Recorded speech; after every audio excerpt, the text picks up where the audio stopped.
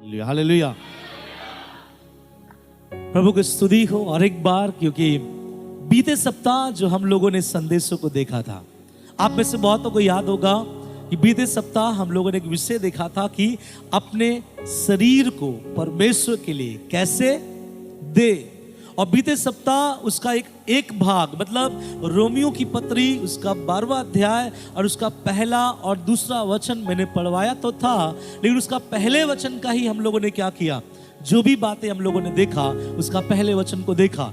मैंने कहा था आप लोगों से कि हम दूसरे सप्ताह उसके दूसरे वचन को देखेंगे और उसमें से कुछ बातें सीखेंगे। तो इसलिए आज होगा अपने शरीर को परमेश्वर के लिए कैसे दे, पार्ट 2 या फिर भाग 2, जो हम बड़े धैर्यता के साथ सुनेंगे कि प्रभु इस वचन के द्वारा हमें और क्या सिखाना चाहता है। फिर से उस वचन को लेकर पढ़ दीजिएगा, रोमियो का किताब उसका 12वां अध्याय और उसका 1 और 2 वचन। जी हाँ, पढ़िएगा।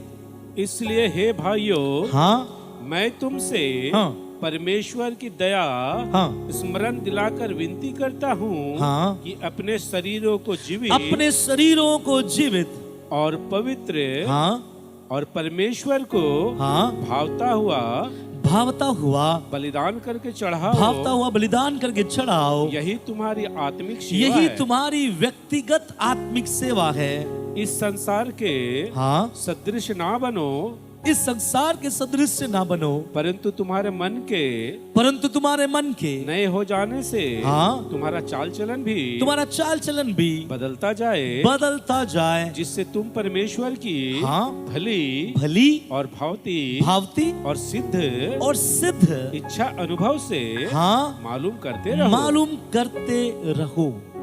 ध्यान से सुनिएगा, बीते सप्ताह में आप लोगों में बता रहा था कि किस रीति से परमेश्वर का अनुग्रह किस पे आता है और क्या करने पर आता है। तब मैंने आपको सिखाया कि तब तक परमेश्वर का आग या तब तक परमेश्वर की ओर से स्वीकृति या तब तक परमेश्वर की ओर से आपके और वो आशीषों को प्रभु नहीं दे सकता, जब तक कि आपका शरीर परमेश्वर के लिए जीवित, पवित्र और भावता हुआ बलिदान करके आप अपने प्रभु के लिए ना चढ़ा दो। और जिस दिन आपका शरीर को आप बहुत जीवित और पवित्र और भावता हुआ बलिदान करके जिस दिन आप चढ़ाओगे, क्योंकि बलिदान के चढ़ाने के बाद ही परमेश्वर उस बलिदान के चढ़ाने के ऊपर अपने आशीषों को देता है। हालेलुया। बलिदान चढ़ाने से पहले कोई आशीषित नहीं हो पाएगा, लेकिन बलिदान चढ़ाने के बाद परमेश्वर आशीषों को देता है। तो बीते सप्ताह हम लोगों ने इसके बारे में बहुत सारी बातों को देखा कि कैसे एक शरीर को हम जीवित रख सकते हैं, कैसे एक शरीर को पवित्र रख सकते हैं और कैसे इस शरीर को हम परमेश्वर को भावता हुआ बलिदान करके चढ़ा सकते हैं। लेकिन इस वचन पे जो 2 वचन हम पढ़े हैं, पहला वचन मैंने बीते सप्ताह आप लोगों से कहा था, पहला वचन बताता है अपने शरीरों को प्रभु के लिए अर्पित करो, और दूसरा वचन कहता है जब तुम अर्पित करोगे तब परमेश्वर की इच्छा तुम पता करोगे।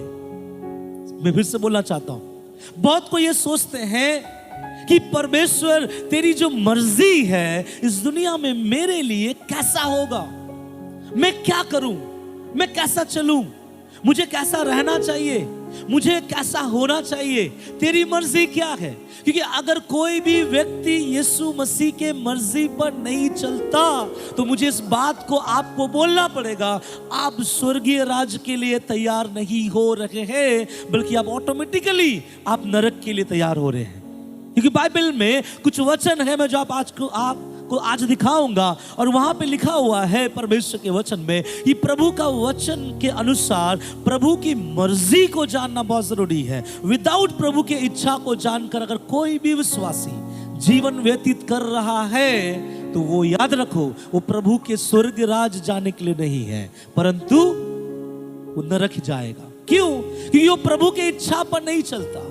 एक मालिक अपने कर्मचारियों से तब प्रसन्न नहीं होता कि वो केवल काम और काम और काम करे, लेकिन एक मालिक अपने कर्मचारी से तब प्रसन्न होता है जब वो कर्मचारी अपने मालिक के इच्छा अनुसार काम करता है। जब आप बिल्डिंग बनाते हैं, यहाँ कंस्ट्रक्शन का काम करने वाले लोग हैं, जब आप बिल्डिंग बनाते हैं जो लोग आपके द्वारा बिल्डिंग बनवाता है वो आपके हाथ में अमाउंट देता है, आपको स्ट्रक्चर देता है, एक ड्राइंग देगा कि मेरा घर ऐसा बनना चाहिए, मेरे सामने में मैं ऐसा टाइल्स लगाना चाहता हूँ, मेरे घर के सामने ऐसा डिजाइन होना चाहिए। तब आप जब घर बनाते हैं, अब आप घर बनाते समय आपका मन किया कि मैं, उसने तो कहा यहाँ काला पत्थर लगाने के लिए, चलो मेरा मन कर रहा है यहाँ सफेद पत्थर लगा लूं, आपने लगा लिया, बहुत अच्छा लग रहा है। उसने कहा कि नीचे टाइल्स लगाना, आपका मन किया टाइल्स नहीं लगाएंगे यहाँ संगमरमर लगाएंगे, तो आपने वहां संगमरमर लगा दिया। उसने कहा ऊपर सीलिंग मत करना, लेकिन आपका मन किया, आपका दिल किया कि ऊपर सीलिंग लगाकर हम उसको दे। आप सीलिंग लगाकर घर को चकाचक करके उस व्यक्ति के हाथ में जो डेट होता है उसको आप सौंप रहे हैं, और वो व्यक्ति अंदर आता है, पूरे घर को देखता है, अंदर और बाहर जाके देखता है, और उसके बाद आपके पास आकर कहता है ये किस तरह का घर तूने मेरे लिए बनाया। आप बोलोगे ये बहुत अच्छा घर बनाया, आपने टाइल्स मांगा था, हमने संगमरमर बैठाया है, आपने सीलिंग नहीं मांगा था, हमने सीलिंग बैठा दिया है, आपने बोला था सफेद पत्थर लगाओ, लेकिन हमने काला पत्थर लगाया है, इसलिए आपसे, आपके लिए नहीं, मेरे इच्छा से बनाया। तो वो मालिक, यो बॉस जो आपको ये ड्यूटी, ये जो आपको ये जिम्मेदारी सौंपा है, क्या वो आपसे खुश होगा? क्या आपको बाकी पैसा देगा? क्या आपको दोबारा किसी काम पे वो इस्तेमाल करेगा? नहीं, वो कहेगा घर मेरे मर्जी से नहीं बना, इसलिए मुझे ये घर बिल्कुल पसंद नहीं है। अगर ऐसा है तो आसमान का परमेश्वर जिसके लिए इस दुनिया में आकर अपना रत्ती भर भी लहू नहीं रखा और सूली पे बहा दिया, वो हमसे और आपसे क्या चाहता है कि तेरी इच्छा मरे, मेरी इच्छा तुझ में दिखाई दे। ये मेरा प्रभु चाहता है। हमारा इच्छा अगर हम चलेंगे, आप चल सकते हैं, लेकिन प्रभु कहता है तेरी इच्छा से बढ़कर, किसकी इच्छा? मेरी इच्छा। क्यों प्रभु आपकी इच्छा? मेरी इच्छा का कोई वैल्यू नहीं है, मेरा इच्छा कोई इच्छा नहीं है। तो प्रभु कहना चाहता बेटा, मैं इसलिए बोलना चाहता हूं मेरी इच्छा, ये जो कोई मेरी मर्जी पूरी करता है, बाइबल में लिखा गया है जो कोई मेरी ये बात सुनकर घर बनाता है वो चट्टान पे बनाता है और उसका घर आंधी तूफान लहरों से कभी गिरता नहीं। लेकिन जो कोई मेरी सुनता और मानता नहीं, बाइबल कहता है उसके घर से आंधियां टकराई, लहरें आई, हवा आई, लेकिन उसका घर सतनाश हो गया। इसलिए प्रभु चाहता है हर एक व्यक्ति ये जान ले कि परमेश्वर का मर्जी क्या है। लेकिन परमेश्वर के मर्जी को जानने के लिए आपको अपने शरीरों का जीवित, पवित्र और भावता हुआ बलिदान करके चढ़ाना पड़ेगा। लेकिन जब आप भावता हुआ बलिदान करके चढ़ा रहे हैं, कुछ और बातों को मैं आज आपके साथ में जोड़ूं, और भी कुछ चीजें हैं जो आपको आपके परमेश्वर की इच्छाओं को जानने के लिए रुकावट है। अगर मैं आपसे पूछूं कितनों को पता चल गया है कि प्रभु का आपके प्रति क्या इच्छा है, किसी का हाथ नहीं उठेगा शायद, क्योंकि सब लोगों को नहीं पता प्रभु का मेरे प्रति क्या इच्छा है, क्योंकि हम पता कर रहे हैं और एक एक दिन हम पता करते जा रहे हैं। लेकिन जिस दिन पता चल जाएगा, क्योंकि देखिएगा रोमियो को पत्री 12वां अध्याय के सबसे आखिरी में लिखा गया है सिद्ध इच्छा। सब बोले सिद्ध इच्छा। सिद्ध इच्छा के बाद में दूसरा परमेश्वर का कोई इच्छा नहीं है, जिसको बोलते हैं perfect will of God. Perfect will मतलब उसके बाद दूसरा कोई इच्छा नहीं है। तो प्रभु की क्या इच्छा है? आप बोलोगे पास्टर जी पता नहीं, इसीलिए तो आपके जीवन में आशीष नहीं। हम बोलेंगे सिस्टर आपको मालूम है प्रभु का इच्छा आपके जीवन में क्या है? नहीं पास्टर जी मुझे नहीं पता प्रभु की इच्छा मेरे जीवन में क्या है। तो मैं बोलूंगा सिस्टर इसीलिए आपके जीवन में समस्याएं हैं। कोई भाई आके मुझसे कहेगा पास्टर जी मेरे लिए दुआ कीजिए, मैं बहुत परेशानी में हूं, तो मैं उससे कहूंगा क्या आपको पता है परमेश्वर की मर्जी आपके जीवन में क्या है? वो कहेगा नहीं मुझे नहीं पता, मुझे इतना पता है रविवार आना है, दान देना है, आराधना करना है, जब आप आखिरी प्रार्थना करोगे घर जाना है। मैं बोलूंगा आपको प्रभु का इच्छा नहीं पता, आपके जीवन में प्रभु का इच्छा क्या मूल्य रखता है? अगर वो भाई मुझसे कहेगा नहीं पास्टर जी मुझे इच्छा नहीं पता, तो मैं बोलना चाहूंगा ब्रदर, भाई, अंकल, आंटी, अगर आपको नहीं पता प्रभु की इच्छा क्या है, इसलिए तो आपके जीवन में समस्या है। क्योंकि जिस किसी को परमेश्वर की इच्छा पता है वो जीवन में बहुत और बहुत और बहुत आगे बढ़ेगा। मैं कुछ बातें आपको समझाऊं तो आपको समझ में आएगा, लेकिन ध्यान से सुनिए। जब आप अपने शरीर को जीवित और पवित्र और मन भावनाओं के प्रभु के लिए तैयार कर रहे देने के लिए, तो और भी कुछ चीजों का ध्यान रखना हमारे लिए बहुत जरूरी है। और वो क्या है? दूसरा वचन से पढ़िएगा और सुनिएगा। ये 3 चीज एक इंसान के जीवन में होना बहुत अनिवार्य है। पढ़िएगा दूसरा वचन। इस संसार के सदृश ना बनो, सदृश्य ना बनो। अगर आप लिख रहे हैं तो लिख ले, नंबर 1 पॉइंट, जब अपने शरीर को प्रभु के लिए दे रहे हैं, जब अपने शरीर को प्रभु के लिए भावता हुआ बलिदान करके चढ़ा रहे हैं, जब अपने शरीर को हम प्रभु की उपस्थिति में जीवित रख रहे हैं और ये बोल रहे हैं, खुदा मेरा शरीर तेरे लिए अर्पित है, मेरे गीतों के द्वारा तेरी महिमा हो, मेरे बजाने के द्वारा तेरी महिमा हो, मेरे प्रचार के द्वारा तेरी महिमा हो, मेरे जिंदगी के द्वारा तेरी महिमा हो, तो प्रभु कहना चाहता है, बेटा ना केवल अपने शरीरों को जीवित और जिंदा और पवित्र और भावता हुआ बलिदान करके चढ़ाओ, लेकिन इसके साथ साथ कुछ चीजें हैं जो लोगों के जीवन को, मानो जैसा लोहे को जंग लग जाता है वैसे ही मसीहत को जंग लग जाता है। क्या चीज है वो? क्या चीज है जो मसीहों के जीवन में एक जंग का काम करता है और उसका जीवन को बहुत जल्दी तबाह करता है? कौन? अच्छे अच्छे आत्मिक लोग, अच्छे अच्छे प्रार्थना करने वाले, अच्छे अच्छे गीत गाने वाले, अच्छे अच्छे लोग जो प्रभु के लिए बजाते हैं, अच्छे अच्छे लोग जो 24 घंटा प्रभु की उपस्थिति में रहते थे, लेकिन आज वो प्रभु की उपस्थिति में रहते नहीं है क्योंकि उसके जीवन में जंग लग चुका है और उसको भी नहीं पता। लेकिन ये वचन उसकी आंखों को खोलेगा और बताएगा कि क्या है वो चीज, क्योंकि वो कभी भी इस चीज के बारे में उतना ज्यादा ध्यान नहीं देता है। और क्या है मालूम है? वो यहां पे पौलुस कह रहा है उन लोगों को, सुनो, इस संसार के सदृश्य ना बनो। किस संसार के? जहां हम रहते हैं। बाइबल कहता है इस संसार के सदृश्य मत बनो। इंग्लिश बाइबल में लिखा गया है संसार के पैटर्न में ना चलो। संसार जैसे चलती है वैसा मेरे लोग भी अगर चलना शुरू कर दे तो याद रखो, तुम स्वर्ग के लिए नहीं चल रहे हो, तुम नरक के लिए अपने आप को क्या कर रहे हो? चला रहे हो। एक चीज तो कंफर्म है, स्वर्ग के लिए भी आपको चल के जाना पड़ेगा और नरक के लिए भी चल के जाना पड़ेगा। इसलिए दोनों के लिए रास्ता है।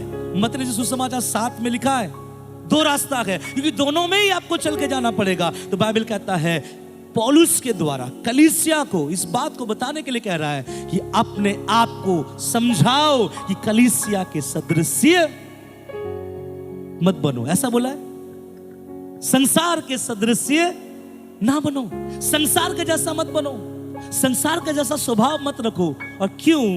आप बोलोगे पास्टर जी हम तो संसार में रहते हैं और हमारा स्वभाव तो संसार जैसा ही ना होगा, संसार को छोड़ देंगे तो कैसे होगा? आप में से बहुत कोई बोलेगा हम संसार को तो तब छोड़ेंगे जब हमारे नाक में श्वास क्या हो जाएगा? बंद हो जाएगा। प्रभु ने ऐसा नहीं कहा। प्रभु ने कहा इस संसार के सदृश्य मत बनो। वो क्या है मैं आपको समझाऊं, निकाल के पढ़िएगा। पहला यूहन्ना की पत्री उसका 2 अध्याय और उसका 16 वचन पढ़िएगा। क्योंकि जो कुछ संसार में है, जो कुछ संसार में है, ध्यान से, बड़े ध्यान से सुनिएगा, जो कुछ संसार में है। अभी अभी प्रभु ने क्या कहा पौलुस के द्वारा? इस संसार के सदृश्य ना बनो। सब बोले हालेलुया। सुनिए ध्यान से, प्रभु कहता है इस संसार के सदृश्य ना बनो। लेकिन अभी संसार में क्या है सुनिए, जो कुछ इस संसार में है, क्योंकि जो कुछ संसार में है, हाँ, अर्थात शरीर की अभिलाषा, शरीर की अभिलाषा और आंखों की अभिलाषा, आंखों की अभिलाषा और जीविका का घमंड, और जीविका का घमंड, वह पिता की ओर से नहीं, वह पिता की ओर से नहीं, परंतु संसार ही की ओर से है। संसार ही की ओर से है। सुनिएगा क्या बोल रहा है यहाँ पे प्रेरित पौलुस। प्रेरित पौलुस क्या चीज को समझाना चाह रहा है? प्रेरित पौलुस बोलना क्या चाह रहा है अपने लोगों को कि संसार के सदृश्य ना बनाओ। मतलब प्रेरित पौलुस से बोलना चाह रहा है जो मैंने अभी आपको पढ़वाया, पहला यूहन्ना 2:16 क्या लिखा गया? जो कुछ इस संसार में है, अर्थात सब बोलिएगा, आंखों की अभिलाषा, शरीर का अभिलाषा, जीविका का घमंड। आगे लिखा गया ये सब चीजें पिता की ओर से नहीं, ये सब चीजें परमेश्वर की ओर से नहीं, परंतु किसकी ओर से है? संसार की ओर से। क्यों ये संसार की ओर से है? क्योंकि संसार के ऊपर में राज्य करने वाला जो राजा है उसका नाम शैतान है। और ये राजा जो शैतान है इस संसार में रहने वाले प्रभु के लोगों को नहीं चाहेगा कि वो परमेश्वर की उपस्थिति में चले, इसलिए वो संसार के माध्यम से आपके जीवन में संसार को घुसाना चाहेगा। ध्यान से मेरे एक बातों का जवाब मैं जो बोल रहा हूं ध्यान से सुनिएगा। प्रभु ने आपको संसार से चुना और कलीसिया में क्या किया? जोड़ा।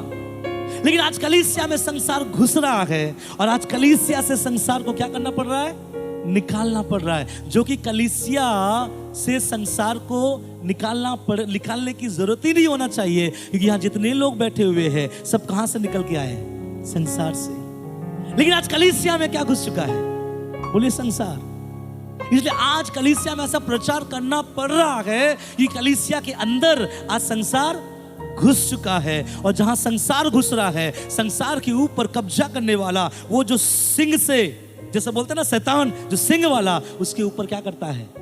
राजत्व करता है। इसलिए बाइबल का परमेश्वर का वचन कहता है आंखों की अभिलाषा, उसके बाद शरीर का अभिलाषा और जीविका का घमंड। अब ये क्या है?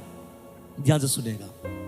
हम में से बहुतों को ये इच्छा होता है प्रभु हम भी तेरे उस आवाज को सुन सके, हम भी तेरे मर्जी को हम जान सके। तू क्या चाहता है हमारे जीवन में बता प्रभु। अगर तू नहीं बताए तो हम कुछ नहीं कर पाएंगे। जब हमारे बीच में हम लोग उपवास में थे, एक गीत हम लोगों ने गाया था कि वचन पे भी मन ना लागे अगर तू सिखाए ना तो। अगर वचन आप सुन रहे हो, अगर परमेश्वर आपको ना सिखाए तो आपको वचन में भी मन नहीं लगेगा। तो प्रभु का वचन कह रहा है बेटा बेटी, अगर तुम अपने शरीरों को मेरे लिए देने के लिए ठान लिए हो, अपने शरीरों को जीवित रख रहे हो, अपने शरीरों को तुम मेरे लिए अगर पवित्र रख रहे हो, अपने शरीरों को मेरे लिए भावता हुआ बलिदान करके चढ़ा रहे हो, एक बात का ध्यान देना, उस शरीरों में संसार के सदृश्यता में अपने शरीर को मत रखना। क्या है अपने शरीर को संसार के सदृश्यता में? बाइबल बोलता है आंखों की अभिलाषा, शरीर की अभिलाषा, जीविका का घमंड। आप एक चीज देख लीजिएगा, हम संसार में रहते हैं, संसार में चल रहे हैं। आज इस दुनिया में कलीसिया के लोगों के बारे में प्रचार कर रहा हूं। ये प्रचार अन्य जातियों के लिए नहीं है, बाहर के लिए नहीं है, ये कलीसिया के लोगों के लिए। आज कलीसिया के लोगों के अंदर में संसारिक स्वभाव, संसारिक क्रिया, संसारिक बातें उनके जीवन में ज्यादा दिखाई देता है। कैसे? सर के बाल से लेकर पांव के जूती तक अगर हम देखें लोगों के जीवन में क्या दिखाई देता है? संसार। वो प्रभु का नाम अपने मुंह से लेते हैं लेकिन उसका एटीट्यूड संसार जैसा है। वो प्रभु के गीत को गाते हैं लेकिन उसका चरित्र संसार जैसा है। अभी आप में से मैं आपको बताऊं, आप लोग बहुत अच्छे लोग हैं, लेकिन कुछ लोग प्रभु के लिए सेवा करेंगे लेकिन उसका पूरा स्टाइल किसी हीरो का होगा। कुछ लोग प्रभु के लिए गीत गाएंगे लेकिन उसका बाकी चरित्र किसी के साथ मिलता जुलता होगा।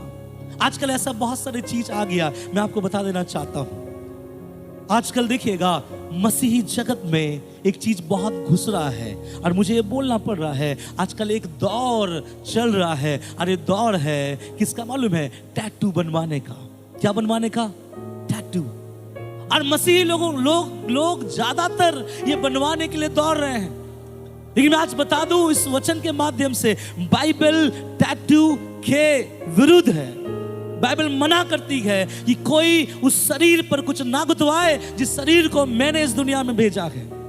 इसलिए कोई भी अगर अपने शरीर में टैटू गुथवाता है, आप बोलेंगे पास्टर जी मैं टैटू लगवाऊंगा, लेकिन लगवाऊंगा जीसस लव्स यू, तो मैं बोलूंगा वो भी ना करे।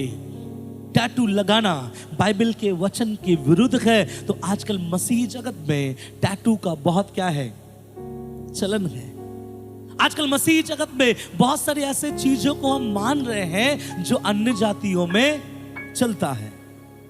मैं कुछ मसीही के विवाह में मैं जब जाता हूं, शादी में मैं जाता हूं, विवाह होने से पहले उनको पास्टर चाहिए, विवाह स्टार्ट करने से पहले प्रार्थना चाहिए, उसके बाद में रिसेप्शन से पहले प्रार्थना चाहिए, और पास्टर जाके प्रार्थना भी करके रिसेप्शन स्टार्ट करता है। लेकिन जैसा पति और पत्नी स्टेज में जाके बैठती है, जब खाना लगना शुरू होता है, लोगों का आना स्टार्ट होता है, और उसके पार्टियों के पीछे जो गीत बजता है, आप लोगों को भली भांति मालूम है कौन सा गीत बजता है?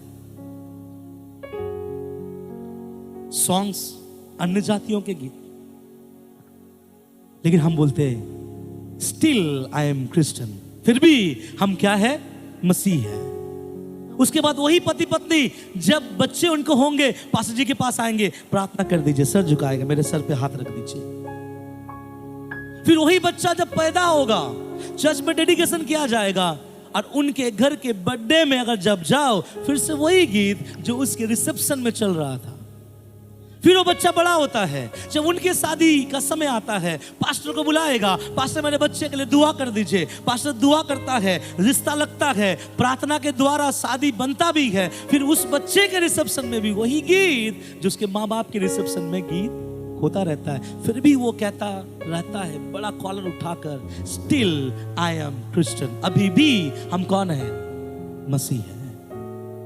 मैं बाकियों के बारे नहीं जानता, लेकिन मैं आप लोगों के सामने अगर ये संदेश दे रहा हूं, मेरा आप लोगों से निवेदन होगा, मसीह बनना है तो पूरा बने। अगर ईसाई बनना है, सर के बाल से लेके पांव के नखून तक मसीह बन के दिखाओ, और तब लोगों को बोलो ये होता है मसीह। मेरा जिंदगी को देख, मेरे बच्चों को देख, मेरे परिवार को देख, और सीख ले कि मसीह किसे कहता है। ये नहीं कि हम दूसरों के जीवन से सीखे। और जब पास्टर जाके पूछता है, सिस्टर गाना क्यों बजा रहे हैं? चलता है पास्टर जी, आजकल इतना तो चलता है, इतना तो करना चाहिए। एंजॉयमेंट बोल के कोई नाम है कि नहीं? करो एंजॉय। मसीह में भी किसी ने एंजॉय किया था, और ऐसा एंजॉय किया था, बाइबल बताती है कि वो जब प्रभु के संदूक को आते हुए देखा, उस व्यक्ति के ऊपर वो अपना आपा नहीं रख पाया, वो इतना नाचने लगा, इतना कूदने लगा, उसका वस्त्र खुल गया। क्या नाम है उसका?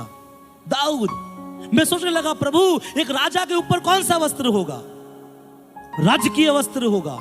एक राजकीय वस्त्र किसको पहनाया जाता है? जो उस देश का बड़ा राजा है, और वो वस्त्र ही लोगों को बताता है, देख राजा आ रहा है इजराइल का। और वही राजा जब नाच रहा है, उसका अधिकार वाला वस्त्र जब नीचे गिर रहा है, उसने उसको छोड़ दिया, क्योंकि उसने उसको आदर दिया जिसने उसको इस अधिकार में बैठाया है। मालूम है, दाऊद ने अपने बहुमूल्य कपड़े को उठाया नहीं, वो ऐसे ही आधा नंगा मतलब ऊपर का कपड़ा जब उसका गिर गया, वो फिर भी खुदा के लिए नाच रहा था। अगर आप दाऊद से जाके पूछो कि दाऊद आप एंजॉय करते हैं, दाऊद कहता है मैं भी एंजॉय करता हूँ, और मैं एंजॉय करता था इसलिए कई बार भालू को मार दिया, मैं एंजॉय करता था इसलिए मेरा मतलब दाऊद कहेगा कि वचन उठा के देख लो, मैंने शेर को भी क्या कर दिया? मार दिया। हम कैसा एंजॉय करते हैं? याद रखें, हम प्रभु के लोग हैं, इसलिए मैंने बोला बनना है, पूरा 100% बने। आप में से बहुत कोई अपने फोन से कुछ चीजों को डाउनलोड करते हैं ना, है ना? मूवी डाउनलोड किए कभी?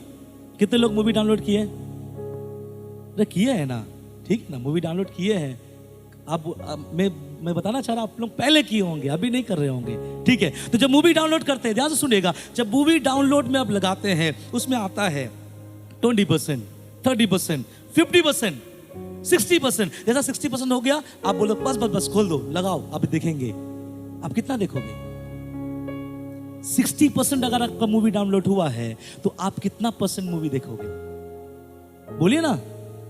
मूवी डाउनलोडिंग के समय बोलते नहीं रहने दे, पूरा 100% होना चाहिए। तो खुदा आसमान का परमेश्वर बोलता है, फिर मसीहत में 100% क्यों नहीं? क्यों मसीहत पूरा नहीं?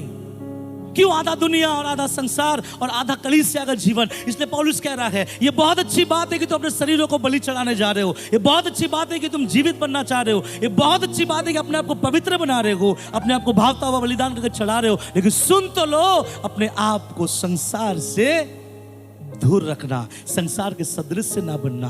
पास्टर जी, उसके घर में भी तो कल पार्टी हुआ था, उन लोगों ने भी एक गीत को चलाया था, क्या हम नहीं चला सकते? हमारे बस्ती में तो चलता है और हम लोग सब सुनते हैं, इसलिए हम भी सुनेंगे। हम बोलेंगे चलता है तो चलाओ, लेकिन आसमान का परमेश्वर कहेगा अगर तू मेरी मर्जी में चलना चाहता है तो जो तू चला रहा है उसको मत चला। इसलिए याद रखिएगा, कई मसीहों के जिंदगी में ब्लेसिंग नहीं है। क्यों? आप बोलोगे एक गाना हमारा जिंदगी से क्या आशीषों को चुरा सकता है?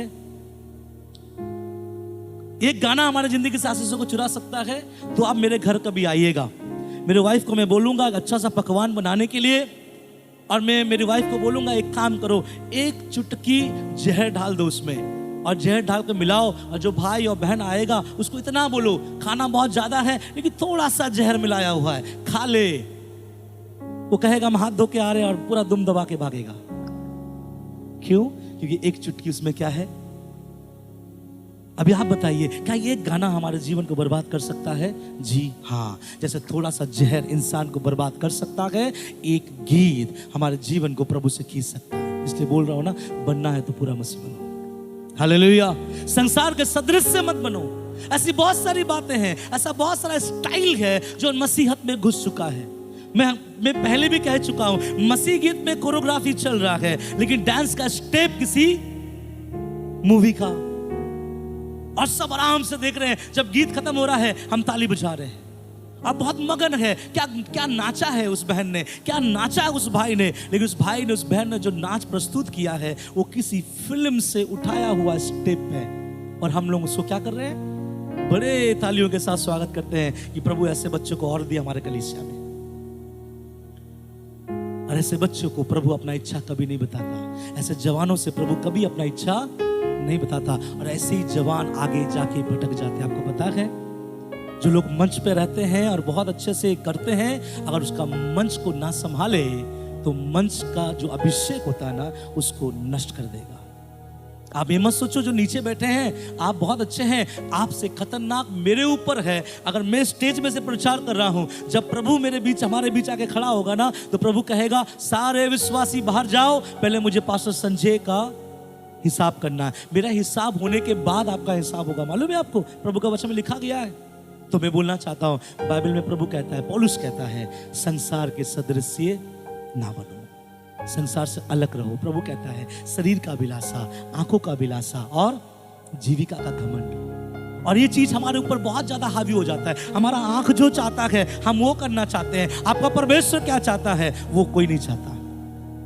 आपका आंख कभी पीला दिखाएगा तो आपके मन में आएगा पीला पीला, कुछ दिन के बाद वही आंख आपको लाल दिखाएगा तो आपको कुछ दिन के बाद लगेगा नहीं, पीला से लाल ज्यादा अच्छा है। मैं बोलना चाहता हूं, ना तो पीला अच्छा है ना तो लाल अच्छा है। आपका परमेश्वर अच्छा है, वो आपके लिए अच्छा ले आएगा। मैं किसके लिए बात कर रहा हूं आप समझ पा रहे होंगे। कुछ लोग यूथ कैंप में जाते हैं, कैंप बाद में अपना रिश्ता पहले लगाते हैं।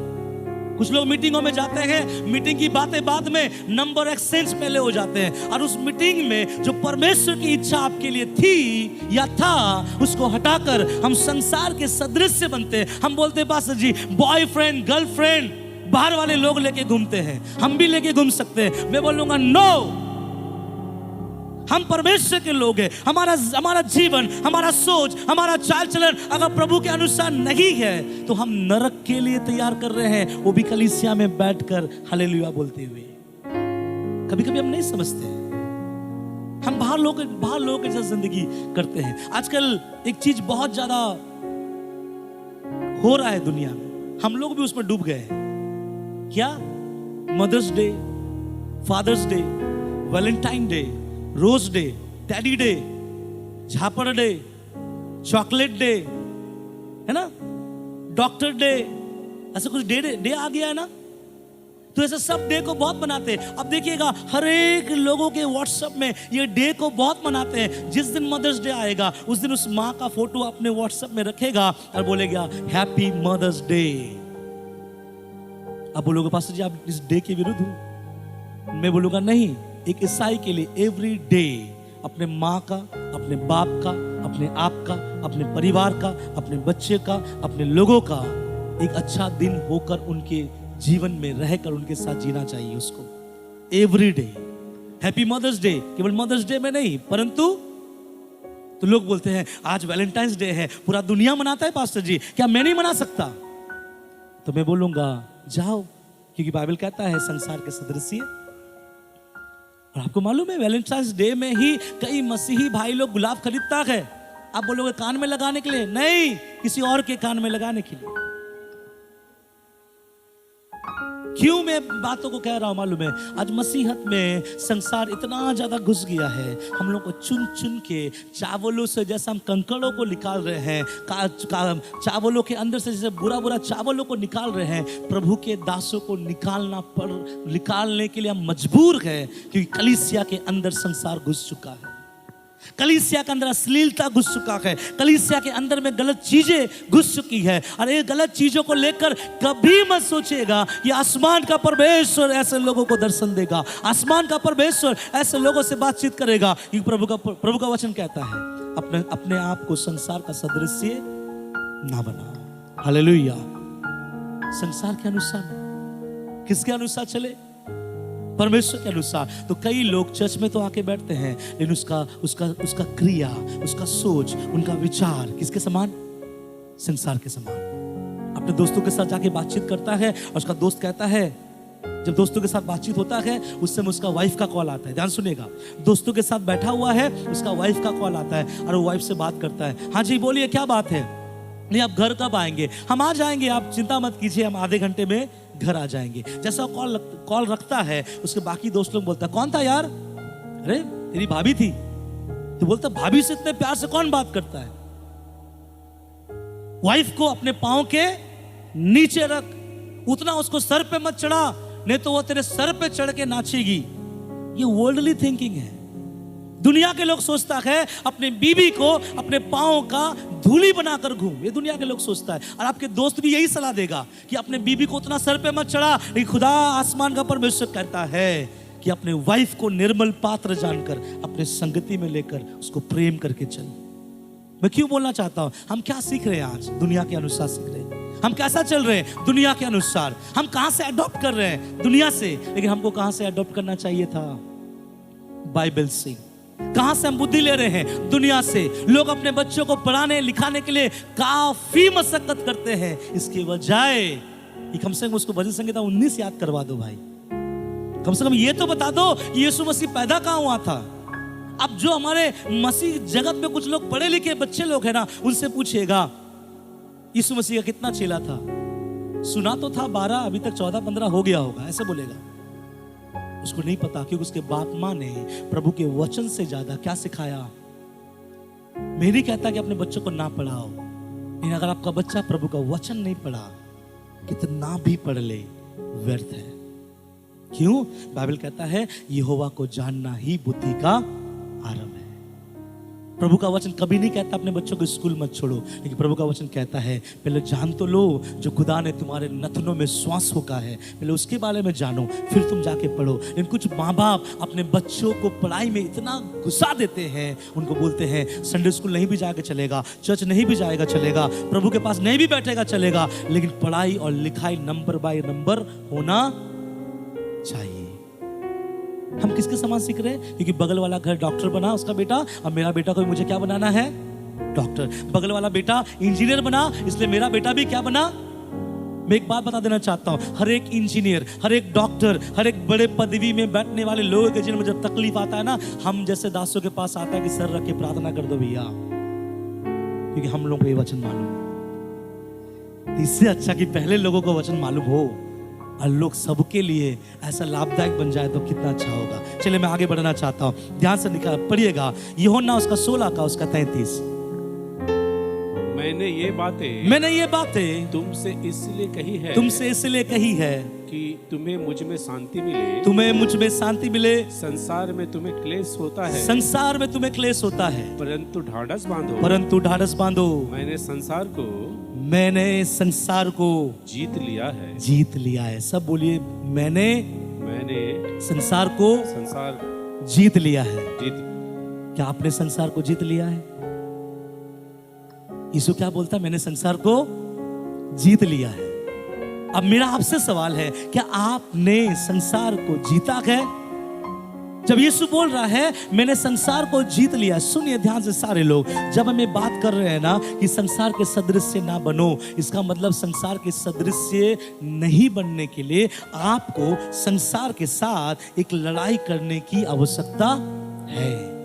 प्रभु जो कहता है ना मैं जीत लिया, भैया जीत तो तब पाओगे ना, जीत शब्द तो तब निकलता है जब दो व्यक्ति आपस में लड़ाई करता है। तो प्रभु कहता है हाँ ना, मैं संसार से लड़ा और लड़कर शैतान को क्या किया, संसार को मैंने हराया। अब मैं आपसे पूछना चाहता हूं कि आप संसार से लड़ते हैं? इसलिए मैं मेरे वाइफ को बोलता हूं हमारे बच्चों के जिद को कभी पूरा नहीं करेंगे, बच्चों की जरूरतों को पूरा करेंगे।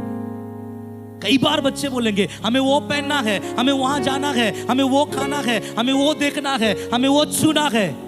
मम्मी पापा ये चीज डिसाइड करे, ये जो जो बातें मेरे बच्चे ने मुझसे मांग किया है क्या वो सही है? अगर मैं आज हाँ बोल दूं तो कहीं ऐसा तो नहीं कि वो आज से संसार का सदृश्य बनना शुरू हो जाएगा। तो उसी समय आप सोच ले इनमें से उनका जरूरत क्या है, इनमें से उनका क्या जिद क्या है। कई माँ बाप जब अपने बच्चों को बचपन से ढील छोड़ते हैं, मैं आपको बताना चाहूंगा वो बच्चे माँ बाप से आगे भी नहीं संभलेंगे।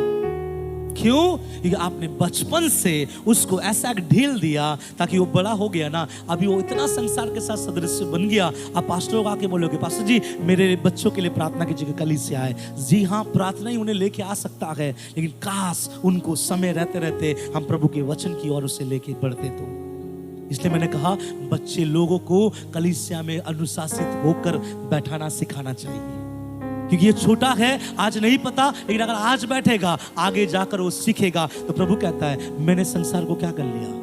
मैं पूछना चाहता हूं आप में से कितने संसार की चीजों से लड़ रहे हैं, कितने लड़ रहे हैं कि ये चीज मेरे अंदर संसार का घुस चुका है, उसको बाहर निकालना है। ये चीज मेरे अंदर संसार का आ चुका है, मुझे बाहर निकालना है। ये चीज संसार का है, मेरे अंदर आ चुका है, इसको बाहर निकालना है। और पिछले बाइबल में यीशु कहता है संसार के साथ क्या करना पड़ेगा, लड़ना पड़ेगा। इसलिए प्रभु कहता है संसार के सदृश्य ना बनो। क्यों? अगर आप संसार के सदृश्य बन गए तो आखिरी में जो प्रभु का सिद्ध इच्छा है ना, कभी आपको पता नहीं चलेगा। अब पढ़िए फिर से 12:2, 12:2 वही रोमियो का किताब 12:2 हमारा मेन वचन है। 12:2 फिर से पढ़िए, क्या है? इस संसार के सदृश्य ना बनो, सदृश्य ना बनो, परंतु तुम्हारे मन के नए हो जाने से।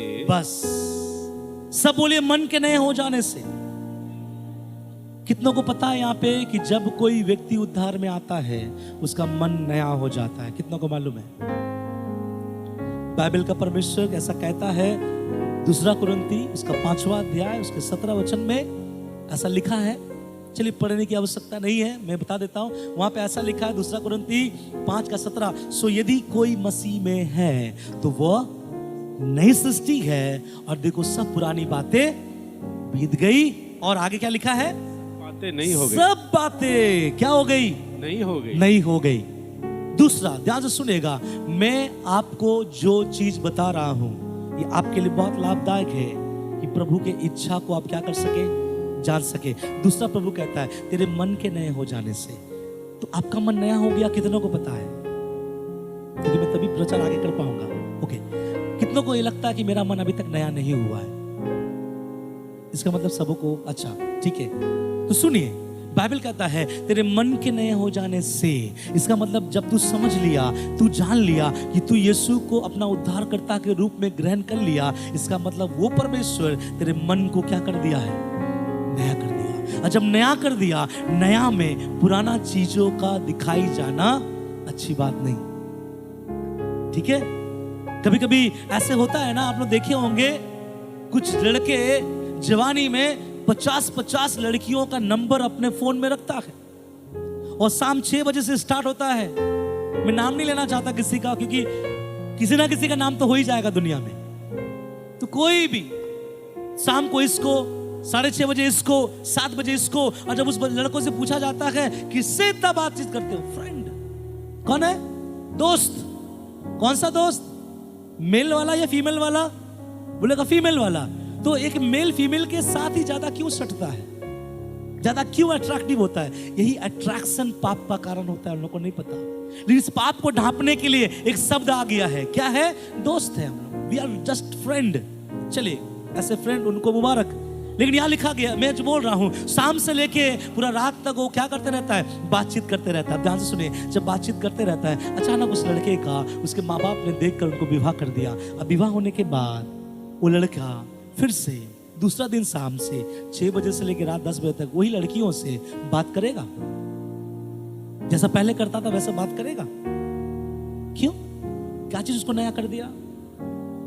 उसको पता है जो मेरे घर में आई है वो मेरा सब कुछ है, मेरा अर्धांगिनी है, मेरी पत्नी है, और उसके सामने मैं वो नहीं कर पाऊंगा जो मैं पहले करता था। तो वैसा ही है, हमें और आपको समझना है कि जिसके साथ मेरा, यीशु के साथ जो मेरा मेल मिलाप हुआ है, अब जब उसने मुझे उद्धार दिया है, अब मैं वो नहीं कर पाऊंगा जो मैं पहले करता था। इसलिए बाइबल कहता है, यदि तुम्हारा मन नया हो गया है तो तुम जो पुरानी चीजें होता था तुम नहीं होना चाहिए। हालेलुया। और जब मन नया हो जाता है, पौलुस बोल रहा है कुछ करने के लिए। हम मेरे तीसरे पॉइंट में मैं आना चाहता हूं। अब आगे बढ़िए, क्या लिखा है उस वचन में? तुम्हारे मन के नए हो जाने, तुम्हारी मन के नए हो जाने से तुम्हारा चाल चलन बदलता जाए। बस ये तीसरा नंबर पॉइंट है। सारे सोने वाले बोले हालेलुया, प्रेज द लॉर्ड।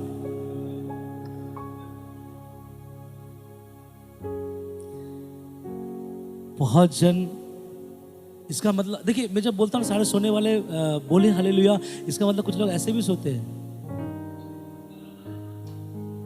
अरे ये उन लोगों के लिए बोला गया था, क्योंकि जो सो रहा है वो तो दिख रहा है, लेकिन जो देखते हुए सोता है केवल कलीसिया में। टैलेंटेड लोग है कलीसिया में, आंख खोलकर सोने वाले लोग केवल कहां मिलते मालूम है? कलीसिया में। सुनिए क्या लिखा गया है, जब तुम्हारा मन नया हो गया, मतलब जब तुम उद्धार पा गए, जब तुमको प्रभु के साथ तुम जुड़ गए, जब तुमने प्रभु को अपना उद्धारकर्ता बोलकर ग्रहण कर लिया, तब क्या होगा? तब लिखा गया है आगे, तुम्हारा चाल चलन भी बदलता जाए। ध्यान से सुनिएगा थोड़ा सा, बदलता जाए का क्या मतलब है? जब तुम नया जन्म पा चुके, जब तुम्हारा मन नया हो गया, तुम्हारा चाल चलन बदलता जाए, मतलब कोई बदलेगा या आपको बदलना है? सुन रहे मेरे बातों को? यहां क्या बोल रहा है पौलुस? तुम्हारा चाल चलन बदलता जाए। तो तुम्हारा चाल चलन कौन बदलेगा? कुछ लोग बोलते पास्टर जी हम चर्च में आते हैं, लेकिन अभी तक मेरे जीवन में कोई अलौकिक काम मैं नहीं देखा। ऐसे बहनों से, ऐसे भाइयों से पूछना चाहता हूं, क्या आपका चाल चलन बदला है? आप पहले भी मम्मी से, बहनों से बहुत प्यार वाले शब्द में बात करते थे, अभी भी अपने मम्मी और अपने बहनों को प्यार वाले शब्दों से बात करते हैं? मैंने तो इतना तक सुना है कि कुछ लोग चर्च आते हैं, लेकिन वो अपने काम वाले जगह में मुंह पे इतना रफ लैंग्वेज में गाली देते हैं। आपका चाल चलन कौन बदलेगा? अगर प्रभु को बदलना होता ना, ये कलीसिया पहले वाले दिन से बदल जाता, क्योंकि प्रभु उतरता, सबका कॉलर पकड़ के ये दबा के बोलता, बदलेगा कि नहीं बदलेगा? बोल, अभी इतना सांस ले लेगा। हम बोलेंगे नहीं नहीं प्रभु छोड़ो, हम जरूर बदलेंगे। ऐसा प्रभु किसी के साथ किया है? बाइबल क्या बोल रहा है? जब तू नया जीवन पा चुका, सुन लो, हम जितने लोगों ने यीशु को ग्रहण किया, जितने लोगों ने बपतिस्मा लिया, बपतिस्मा लेके कुछ लोग क्या करते हैं मालूम है? गोल करके बैठ जाते हैं और आसमान में देखते हैं, अब मेरा खुदा मुझे बदलेगा, अब मेरा खुदा मेरे अंदर से नशा निकालेगा, अब मेरा परमेश्वर मेरे अंदर से व्यभिचार निकालेगा, अब मेरा परमेश्वर मेरे अंदर से लालच निकालेगा, अब मेरा परमेश्वर मेरे अंदर से विरोध निकालेगा। प्रभु कहेगा बेटा मैं कुछ नहीं करने वाला, केवल उद्धार देने आया था, अब मुझे क्या करना है प्रभु? बोला मेरा, वहां पे लिखा गया, पौलुस कह रहा है, प्रभु नहीं, तुझे अपना चाल चलन बदलना है। इसलिए बोला जब तुम्हारा मन नया हो गया, अपने चाल चलन को बदलता जाए। एक सवाल मैं आपसे पूछना चाहता हूं, यहां के दुनिया के ऊपर, लोगों के ऊपर में परमेश्वर का अधिकार है क्या? क्या दुनिया में परमेश्वर का अधिकार है या नहीं है? मैं कुछ बात बताऊंगा थोड़ा समझेगा। अगर प्रभु का अधिकार है, प्रभु अगर आपके जीवन में हस्ताक्षेप करता है ना, हम लोग बोलते हैं अच्छा शब्द है हस्ताक्षेप। हस्ताक्षेप का मतलब आपके काम में क्या परमेश्वर हाथ लगाता है? सुनिए, यहाँ बाइबल लिखा गया है, पौलुस कह रहा है, जब तेरा मन बदल गया, जब तूने यीशु को पा लिया, तो यीशु को पाने के बाद तेरा चाल चलन क्या होता रहे? बदलता रहे। मतलब कौन बदलेगा? तू बदलेगा। अगर तू बीड़ी पीता बेटा तुझे छोड़ना पड़ेगा। अगर तू शराब पीता है तुझे छोड़ना पड़ेगा। अगर तेरे नजर में अगर गलत है तुझे छोड़ना पड़ेगा। क्यों? क्योंकि तूने क्या पा लिया? नया जीवन पा लिया। आज मैं एक चीज को मैं बता रहा था बंगाली सेशन में। मैंने बोला कि एक बच्चा जब मम्मी उसको सोमवार के समय एक अच्छा कपड़ा पहना के जब उसको स्कूल में भेजती है तो वो बच्चा जाती है और जाने के बाद वही कपड़ा को गंदा करके वो आ जाती है। तब उसके माँ बाप उसे नहीं डांटते। दूसरा दिन फिर से उस गंदे कपड़े को धोकर उस बच्चे को पहनाता है और उसके माँ को पता है मेरे बच्चे को जो मैं कपड़ा पहना रहा हूँ वो फिर जाएगा और फिर क्या करके आएगा? गंदा करके आएगा। लेकिन एक बात याद रखो, ध्यान से सुनो, इस सारे चीजों में एक चीज जो बहुत अच्छा हो रहा है, ये गंदा कपड़ा अच्छा कपड़ा पहन के बच्चा कपड़ा गंदा करके ला रहा है, लेकिन यही सिलसिले में आपका बच्चा क्या हो रहा है? बढ़ रहा है। और एक बच्चा उतना तक बढ़ जाएगा जब उसको ये पता चल जाएगा अब मुझे मेरे शर्ट में स्याही लगाना सही नहीं है। लेकिन मैं वही बोलना चाहता हूँ, कलीसिया हम जब आते हैं तो हम कलीसिया हम क्या होना चाहिए? बढ़ना चाहिए। कल तक जो मेरे लिए पाप नहीं था आज कम से कम दिखाई देना चाहिए कि मेरे लिए क्या है? पाप है। हमको स्वभाव चाल चलन हमारा बोली वचन सब छोड़ना है। यहाँ प्रभु का वचन कहता है सब कुछ छोड़ना। इसलिए क्योंकि प्रभु को आपके जीवन में हस्तक्षेप नहीं करता। क्यों? मैं आपको बताऊं। एक बार प्रभु ने किसी को बनाया, आदम हवा वहां जाके फल तोड़ रहा था, लेकिन जब फल तोड़ के खा रहा था परमेश्वर ने आके रोका नहीं।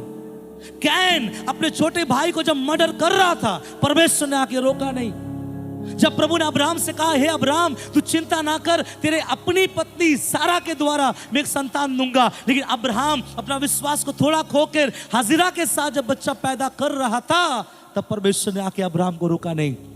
जब सिमसोन को प्रभु ने बोला तेरे द्वारा मैं तेरे लोगों को छुड़ाऊंगा, सिमसोन दलीला के गोद में जब सो रहा था, उसका बाल जब कट रहा था, परमेश्वर ने उसको उस काम के लिए रोका नहीं। मैं क्या बताना चाह रहा हूं? परमेश्वर आपके काम में हस्तक्षेप नहीं करेगा। कितने लोग इस आशा में है कि आपका परमेश्वर आपको बदलेगा? वे लोग हाथ उठाए। कितने लोग इस आशा में विश्वास में है कि आपका परमेश्वर आपको बदलेगा? वे लोग हाथ उठाए। हाथ उठाने वालों को बोलना चाहूंगा आपका परमेश्वर आपको नहीं बदलेगा। सच बता रहे हैं, आपका परमेश्वर आपको नहीं बदलेगा। क्यों? आपका परमेश्वर किसने चुना? हमने चुना ना। तो हमारा मन जब नया हो गया है, आप प्रभु बोलेगा बेटा जब मन नया हो गया है अब तुझको बदलने की आवश्यकता है। कैसे बदलेंगे प्रभु? तो तभी ना प्रभु बोलता है मेरे वचन के द्वारा अपने आप को बदल। नहीं तो प्रभु जो नाम मैंने आपको बोला, मालूम है दाऊद, बाइबल में लिखा कि दाऊद मेरे मन के अनुसार एक व्यक्ति था, लेकिन छत के ऊपर जाकर कुछ देखा उसने, और जो देखा उसने गलत देखा, प्रभु ने नहीं रोका। अब प्रभु अगर हम लोग बोलेंगे प्रभु अच्छा होता कि दाऊद को छत पे जाने से रोक देता, तो दाऊद कुछ नहीं करता। दाऊद बोला वो कौन है? किसी ने कहा कि वो आप ही के एक सेना नायक का वाइफ है, बोला लेके आओ उसको। उसके साथ दाऊद व्यभिचार किया, परमेश्वर ने नहीं रोका।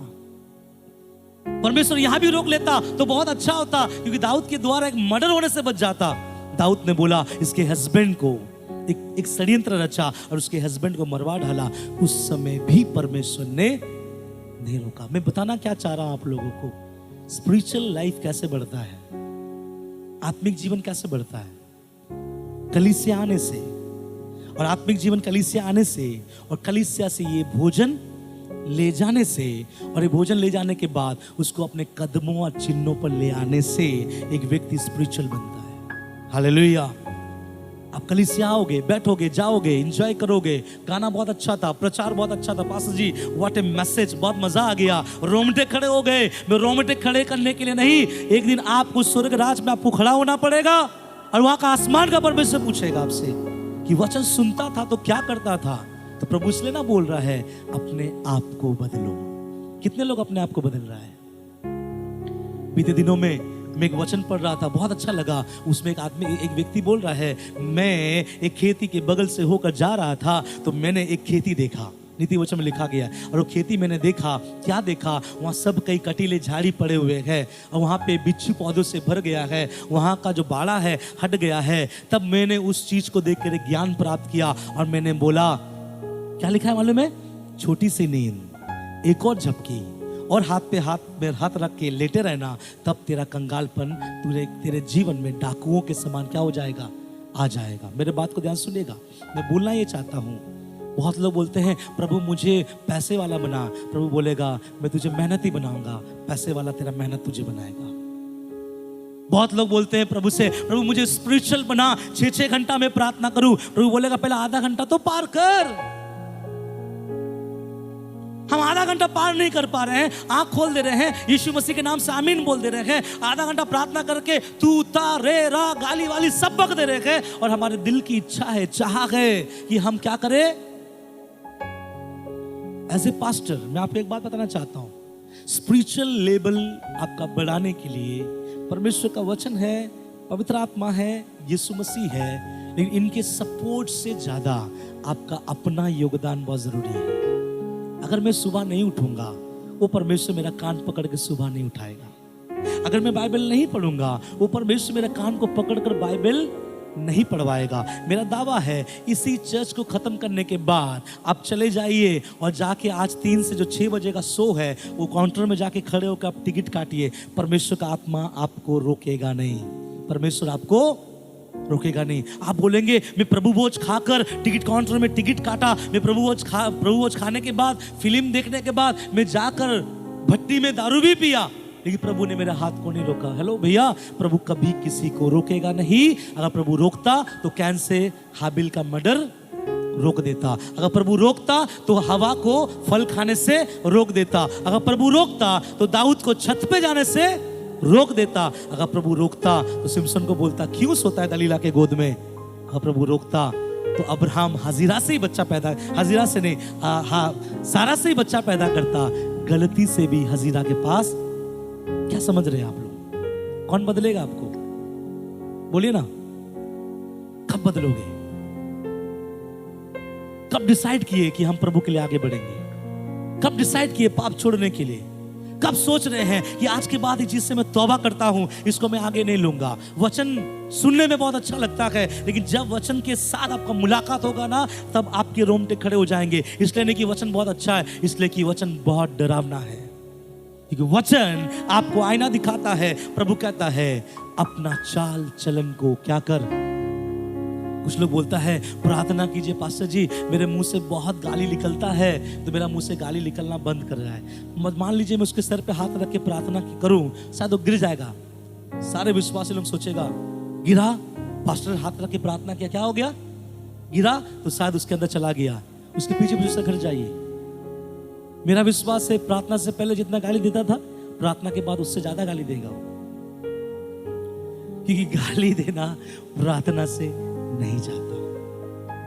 प्रार्थना से दुष्ट आत्मा निकलता है। याद रखिए, प्रार्थना से क्या निकलता है? दुष्ट आत्मा निकलता है, लेकिन आपके अंदर जो स्वभाव जिसको आपने पाल के रखा है, उसको प्रार्थना से निकाला नहीं जा सकता। व्यभिचार करने वालों को, कोई भी वेश्या जो वेश्यावृत्ति में है, कोई जो प्रोस्टिट्यूट में है, उस बहन को बुलाकर उसके सर पे अगर 10 पास्टर भी सर पे हाथ रख के प्रार्थना करे ना कि इसके अंदर से व्यभिचार करने का स्वभाव खत्म हो जाए, वो दोबारा फिर से जाके व्यभिचार करेगी। क्यों? क्योंकि उसके अंदर का सोच है। बाइबल कहता है अपने आप को बदल। कैसे बदलेंगे हम अपने आप को? कैसे चेंज करेंगे हम अपने आप को? बाइबल बोल रहा है जब तू नया जन्म पा चुका है, नया जन्म पाने के बाद अपना चाल चलन को क्या करते जा? बदलते जा। ध्यान से सुनिएगा, जब आप नया जन्म पा गए, आपका चाल चलन कैसे बदलना चाहिए मालूम है? आपका आराधना जीवन बढ़ते रहना चाहिए। कलीसिया के हर सभा में बरसक अटेंडेंस होना चाहिए। कलीसिया के हर सभा में आपको दिखाई देना चाहिए। आराधना में आंखों को बंद करके प्रभु में आगे बढ़ना चाहिए। आज तक आपको केवल यूहन्ना 3:16 याद आता था, लेकिन आने वाले दिनों में आपके बाइबल के कम से कम मुद्दे वाले वचन आपको याद होना चाहिए। आपको परमेश्वर के लोगों के सामने प्रार्थना करना सीखना चाहिए। आपको परमेश्वर के लोगों के सामने उनके गलतियों को दिखाकर उनको समझाने का भी एक शक्ति, एक बल, एक अनुग्रह प्रभु से देना चाहिए, ताकि आपसे किसी का दिल हट ना हो, परंतु आपके चाल चलन से लोगों का जीवन बदल जाए।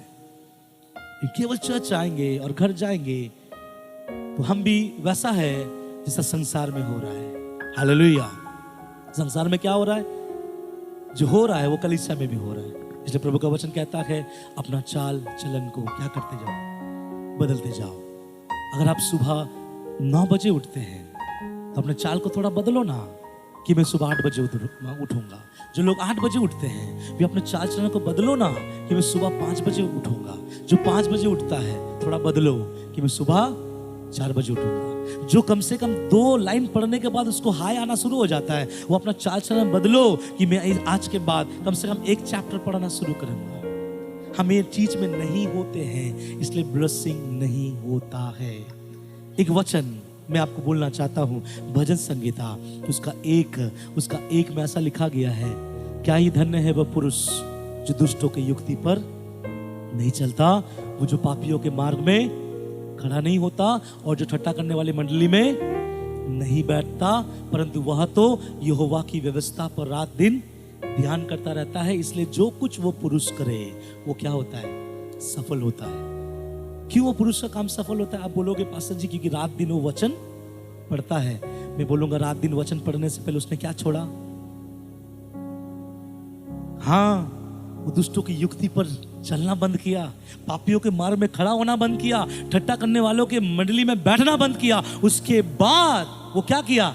दिन और रात परमेश्वर के वचन का अध्ययन करना शुरू किया। और बाइबल कहता है जब वो कुछ भी करे उसका सब काम क्या होगा?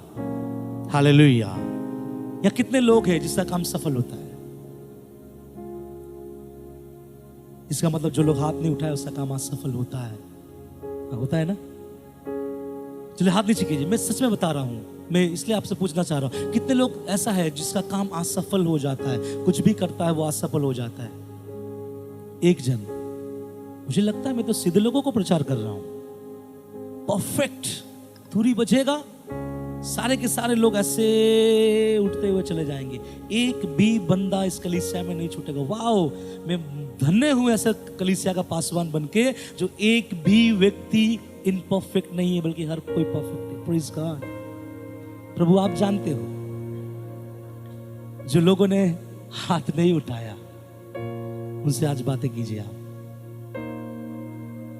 जब आपसे काम नहीं बन पाता, मालूम है क्यों? क्योंकि आप दुष्टों के युक्ति पे चलना नहीं छोड़े, पापियों के मार्ग में खड़ा होना नहीं छोड़े, दुष्ट के ठट्टा करने वाले मंडली में बैठना नहीं छोड़े। अगर ये भाई उन सारे तीनों चीजों को नहीं छोड़ के अगर वो बाइबल अध्ययन करता रहता, क्या वो ब्लेस्ड होता? नहीं होता। इससे पहले क्या बाइबल पढ़े, उससे पहले इन 3 चीजों को अपने जीवन से क्या करे? हटाए। और बाइबल कहता है उसके बाद वो जो कुछ वो पुरुष करे वो काम सफल होगा। हालेलुया। बाइबल में क्या लिखा गया? तो अपने चाल चलन को क्या करता रहे? बदलता रहे। हालेलुया। अगर आप कभी कैन बनोगे ना और आपके हाथ में छुरी होगा किसी को मारने के लिए, आसमान का परमेश्वर आपको रोकेगा नहीं। अगर कभी दाऊद का आत्मा आप में घुसेगा, आप कुछ ऊपर से गंदा देख रहे हो, परमेश्वर का आत्मा आपको रोकेगा नहीं। अगर आपके अंदर अगर अब्राहम का आत्मा है, अपने स्त्री से ज्यादा किसी और स्त्री से प्रेम करने का, परमेश्वर का आत्मा आपको रोकेगा नहीं। अगर आपके अंदर जिस चीजों को मैंने बताया है, आदम हवा जैसा आत्मा है, प्रभु ने जो मना किया वही चीज करने का, तो मेरा परमेश्वर आपको कभी भी रोकेगा नहीं। क्योंकि कलीसिया को इस बात को सीखना चाहिए, रोकता कौन है? जो चीज कर रहा है। मतलब मुझे अपने आप को क्या करना है? रोकना है। कुछ लोग बोलता है मैं जब बीड़ी पीता हूं मेरा हाथ रुकता ही नहीं, तो मैं क्या करूं? समझ में आ रहा? कौन रोकेगा आपको? नहीं, प्रभु नहीं, पास्टर भी नहीं। कौन रोकेगा? आप खुद। आपका जीवन आपके हाथ में है। सब बोलिए मेरा जीवन मेरे हाथ में है। अगर मैं आज बदला, कल मेरा जिंदगी पूरा फलों से भरा रहेगा। अगर मैं आज नहीं बदला, तो कल मेरे पेड़ में केवल पत्ते दिखेंगे। मैं भविष्यवाणी कर रहा हूं आप लोगों के लिए। अगर ये वचन सुनकर जिन्होंने अपने जीवन को आज बदल दिया, बोला प्रभु से, प्रभु आज मैं अपना चाल चलन बदलने के लिए आज से निर्णय लेता हूं। मेरा ये प्रॉमिस है आपसे, प्रभु के वचन के ऊपर दावा रखकर, कल आप फलवंत होंगे। लेकिन ये वचन जो आज छोड़ रहा है, कोई है अगर जो आप ये वचन को आज नहीं लेगा, तो मेरा दावा इस वचन के ऊपर, कल उनके पेड़ में केवल पत्ते दिखेंगे लेकिन फल, चॉइस इज योर्स। आप देख लो। आगे क्या लिखा गया, फिर से पढ़िएगा उसका दूसरा वचन 12:2 क्या लिखा है, खत्म करेंगे। इस संसार के सदृश ना बनो, इस संसार के सदृश ना बनो, परंतु तुम्हारे मन के नए हो जाने से तुम्हारा चाल चलन भी बदलता जाए। सुनिए मेरे प्रियो, जिस दिन आपका चाल चलन बदलता जाएगा, क्या होगा मालूम है? जिससे तुम परमेश्वर की भली, तुम कौन? तो वो जो चाल चलन बदल रहा है, उससे कह रहा है तुम परमेश्वर की भली, सब बोलिए भली, बोलिए भावती और सिद्ध इच्छा को अनुभव से मालूम करते जाओगे। ये वचन बहुत बड़ा है। बाइबल बोलता है तुम मेरी इच्छाओं को मालूम करोगे। कैसा इच्छा मालूम करोगे? भली, भावती और सिद्ध इच्छा को अनुभव से मालूम करोगे। और जिस किसी को प्रभु का इच्छा पता है, उसका जिंदगी बढ़िया जाएगा। एक हिंदी में अच्छा शब्द है, बोलना नहीं चाहता लेकिन अंदर से मन कर रहा कि बोल दे, बिंदास लाइफ। क्यों? क्योंकि परमेश्वर का वचन कहता है तुझे मेरा ज्ञान है। हालेलुया। और जिसको प्रभु का ज्ञान है वो कभी डूबेगा नहीं, वो कभी गिरेगा नहीं, वो कभी तिरस्कृत नहीं होगा, उसको शैतान कभी फंसा नहीं पाएगा, क्योंकि परमेश्वर कहता है क्योंकि मेरा इच्छा उसके पास है। एक और वचन है, मैं आपको पढ़ाना चाहता हूँ, मत्ती 7 उसका 21 से लेकर 23 वचन, जल्दी से पढ़िएगा। मत्ती 7 अध्याय उसका 7 अध्याय 21 से लेकर 23 वचन। जो मुझसे, सुनिएगा, जो मुझसे हे प्रभु कहता है, हाँ, उनमें से हर एक स्वर्ग के राज में हाँ, प्रवेश ना करेगा। नहीं, ऐसा नहीं हो सकता। अभी सब लोगों ने बोला कि हम, जो मैंने हाथ उठाया तो सब लोगों ने बोला आई एम परफेक्ट। बाइबल बोलता है तुम में से हर कोई हे प्रभु बोलने वाला स्वर्ग राज में। आप लोग यहाँ संडे आकर क्या बोलते हैं? बोलिए ना, आप लोग संडे आकर क्या बोलते हैं? हे प्रभु। अब मैं पौलुस की जगह खड़ा होकर मैं मत्ती की जगह खड़ा होकर आपको बोलना चाहूंगा, आप में से हर कोई प्रभु के राज में नहीं जाएगा। मालूम है? आप बोलोगे ऐसा मत बोलो पास्टर जी, हम लोग सब हे प्रभु। तो हे प्रभु बोलने वाले क्यों नहीं जाएंगे? आगे पढ़िए क्या लिखा है। परंतु वही जो मेरे स्वर्गीय पिता की इच्छा पर, हाँ, चलता है। Praise the Lord. हे प्रभु बोलने से भी बड़ा काम है प्रभु के इच्छा पर चलना। अगर आप बात में पढ़ेंगे ना, वहां ऐसा लिखा गया उस दिन बहुत तेरे लोग आकर मुझसे कहेंगे, हे प्रभु क्या मैंने तेरे नाम से भविष्यवाणी। कितने लोग आकर कहेंगे? बहुत तेरे, मतलब बहुत लोग आकर बोलेंगे, प्रभु क्या मैंने तेरे नाम से भविष्यवाणी नहीं की? क्या मैंने तेरे नाम से दुष्ट आत्मा को नहीं निकाला? क्या मैंने तेरे नाम से आश्चर्य कर्म नहीं किया? तो प्रभु कहेगा मैं तुम्हें नहीं जानता, हे कुकर्म करने वाले, मेरे सामने से। ये हो सकता है क्या? भविष्यवाणी करने वाला, प्रोफेसी करने वाला, हीलिंग करने वाला, दुष्ट आत्मा को निकालने वाला, हे प्रभु बोलने वाला, ये सब कुछ कर तो रहा था, लेकिन ये सब कुछ करते करते परमेश्वर की इच्छा नहीं किया। क्या है प्रभु की इच्छा? क्या है परमेश्वर की इच्छा? मैं अगर आपको बताऊं क्या है प्रभु की इच्छा, मैं अगर यहां से खड़ा होकर बता देता तो शायद दुनिया का हर एक प्रचारक बोल देता कि प्रभु का ये इच्छा है। लेकिन मैं आपको बताऊं, प्रभु की इच्छा को मालूम करना, मेरे लिए जो इच्छा है वो मैं मालूम करूंगा। आपके लिए जो इच्छा है, बैठो कल से प्रभु के पास, पूछो उससे आपके लिए उसका क्या इच्छा है। आपको बैठना है प्रभु के पास। अगर आप पागलों के जैसा बैठोगे, उपवास के साथ बैठोगे, प्रभु की उपस्थिति में वचनों के साथ बैठोगे और दुआ और प्रार्थना में ज्यादा समय गुजारोगे, प्रभु तेरी इच्छा क्या है मुझे बता, परमेश्वर आपको बताएगा। मैं इतना बोल के खत्म कर देना चाहता हूँ। यहाँ पे 3 इच्छा के बारे बोला है, प्रभु की भली इच्छा, प्रभु की भावती इच्छा और प्रभु की सिद्ध इच्छा। क्यों यहाँ 3 अलग अलग इच्छा है? भली, भावती, सिद्ध। क्यों?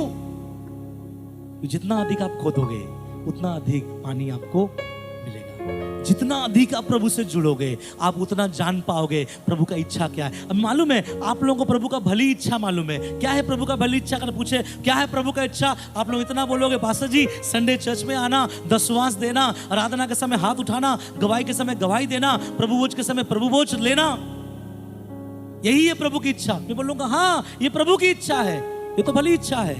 प्रभु की भावती इच्छा क्या है? वो इच्छा जो प्रभु को पसंद आता है।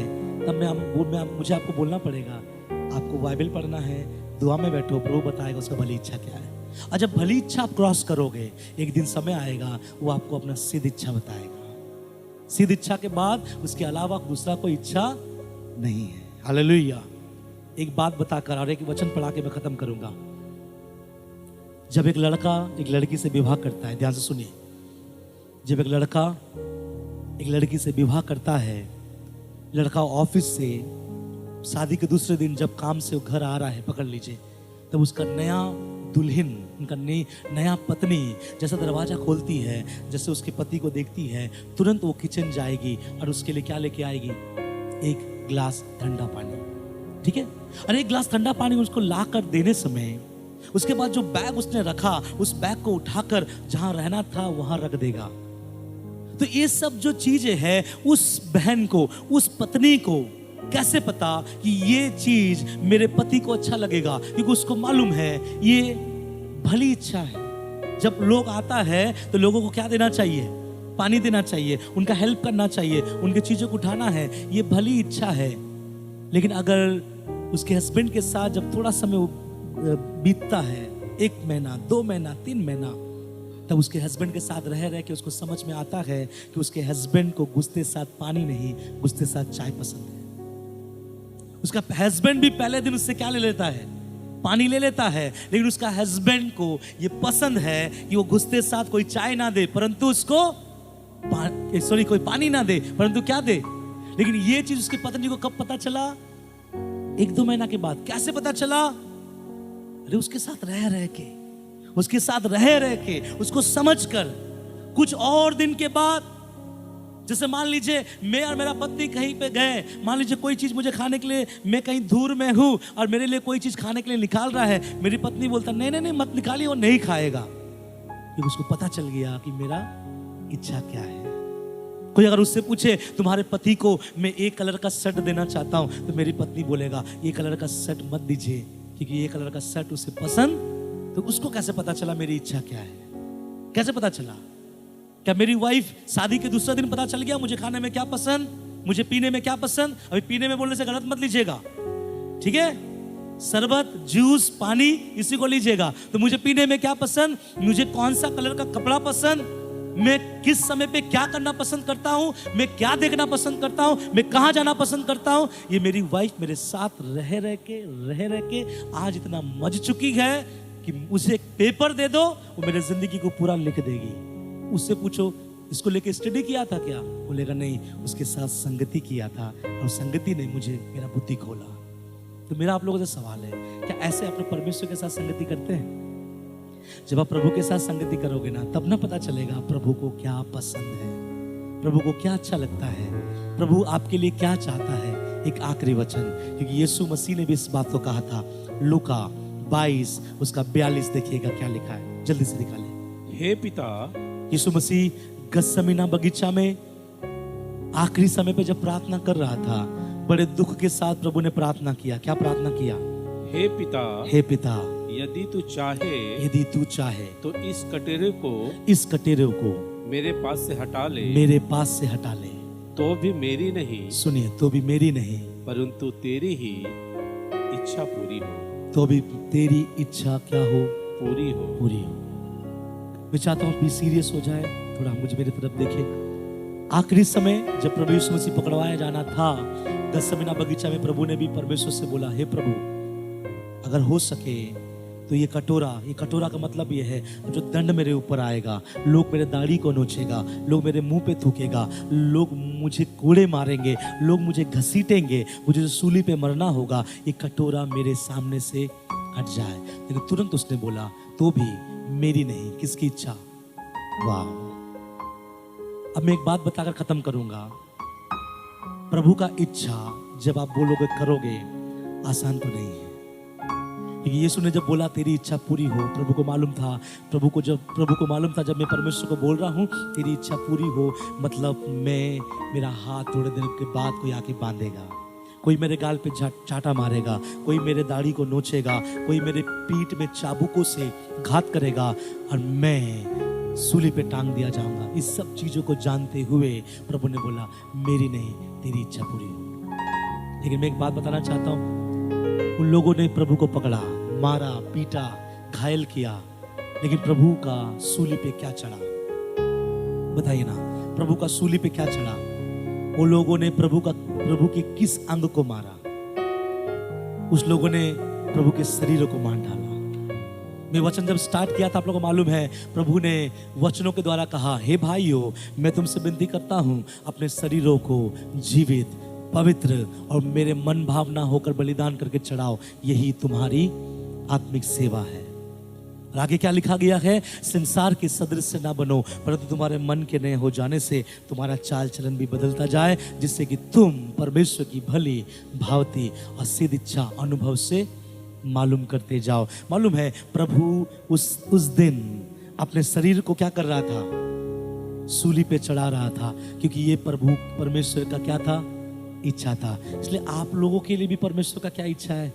आप भी अपना शरीर प्रभु के लिए चढ़ा दें।